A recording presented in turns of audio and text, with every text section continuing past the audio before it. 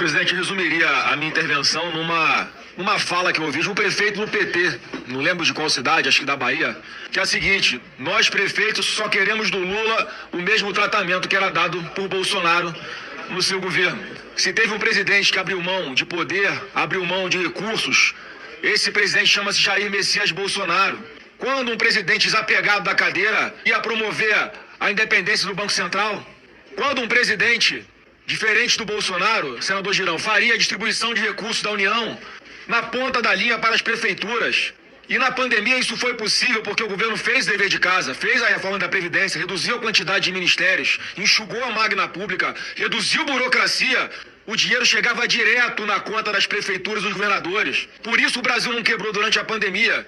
E agora nós vemos aqui vários prefeitos que fizeram L de pires na mão, como bem disse o relator, senador Ângelo Coronel. O Lula criou mais uma profissão, institucionalizou mais uma profissão que é de cigano. É prefeito que não sabe se mora mais na sua cidade, se mora em Brasília. Talvez seja o novo programa do Lula de incentivo às companhias aéreas, porque é tanto voo que os prefeitos e seus assessores têm que pegar para Brasília para vir aqui mendigar dinheiro. O dinheiro caía bonitinho, limpinho, quentinho na sua conta, religiosamente todo mês, na época do governo Bolsonaro, agora mudou. Mas esse é o modus operandi do governo Lula. Cria a dificuldade para, na hora de conceder o direito dos prefeitos e governadores, fazer chantagem eleitoral.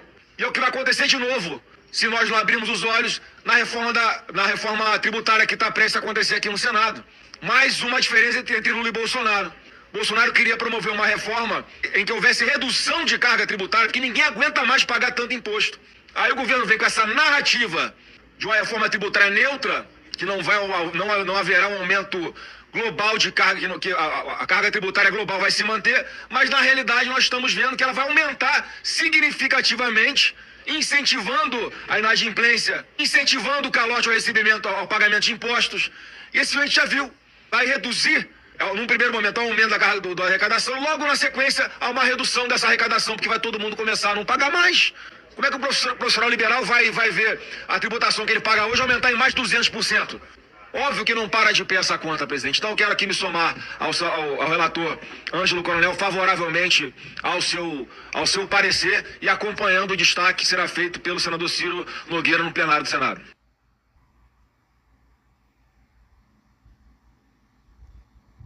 Muita gente, inclusive senadores da base governista, estão alegando que o Supremo Tribunal Federal vai derrubar a decisão do plenário do Senado. A gente ouve falar isso desde o início da apresentação do texto do PL da dosimetria, antes mesmo do relatório do Paulinho da Força na Câmara dos Deputados. A preocupação sempre foi: mas lá no final o Supremo Tribunal Federal não vai derrubar? Não vai declarar inconstitucional? Exatamente, né? Você vê, por exemplo, que houve a mudança do mérito, né, desse PL da dosimetria, né? Porque deixa claro, com uma emenda do senador Sérgio Moro, de que o PL da dosimetria só serviria para aquelas pessoas que participaram do 8 de janeiro, ou então tem uma certa relação com o 8 de janeiro, né?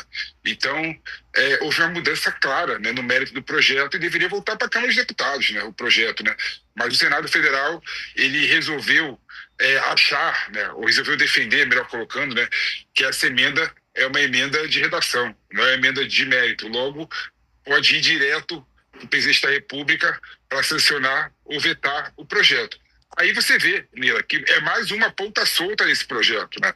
Eu acho que o governo nem precisaria, de certa forma, vetar o projeto, né? Poxa, se com toda certeza esse projeto for para o Supremo Tribunal Federal alegando que teria que voltar para a Câmara dos Deputados, esse projeto vai ser julgado só no 2026, 2027, com toda certeza, né? Então, ou seja, o governo poderia usar do Supremo Tribunal Federal para suspender a eficácia desse projeto, alegando que deveria voltar para a Câmara dos Deputados e que há um vício formal, né, na formação dessa lei. E com toda certeza, claro, a gente até falou aqui ontem, né, com um especialista, né, com um constitucionalista, que a questão da mudança do PL foi uma mudança de mérito, foi uma mudança de redação que deveria voltar para a Câmara dos Deputados, né? Então o governo não precisa vetar o projeto, ele poderia usar outras artimanhas para levar esse projeto para o Supremo Tribunal Federal. O que pesou para o Brasil ficar fora dessa assinatura?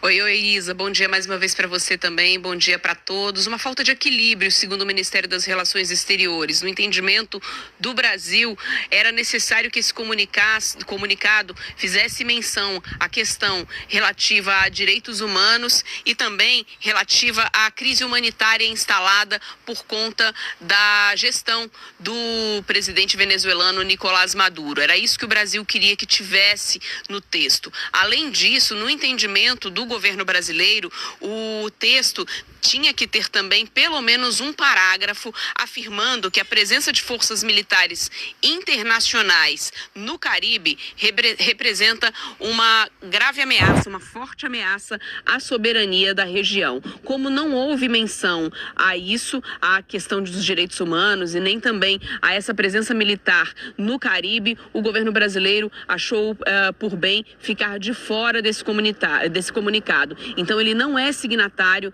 desse comunicado, assim como também não é signatário o Uruguai. O texto ele foi encabeçado, a iniciativa foi do presidente argentino Javier Milei e, segundo o Ministério das Relações Exteriores, esse texto já vinha sendo negociado entre as autoridades do bloco há algumas semanas. E aí esse texto foi finalizado, então, durante a cúpula do Mercosul, mas o Brasil acabou ficando de fora por essas questões.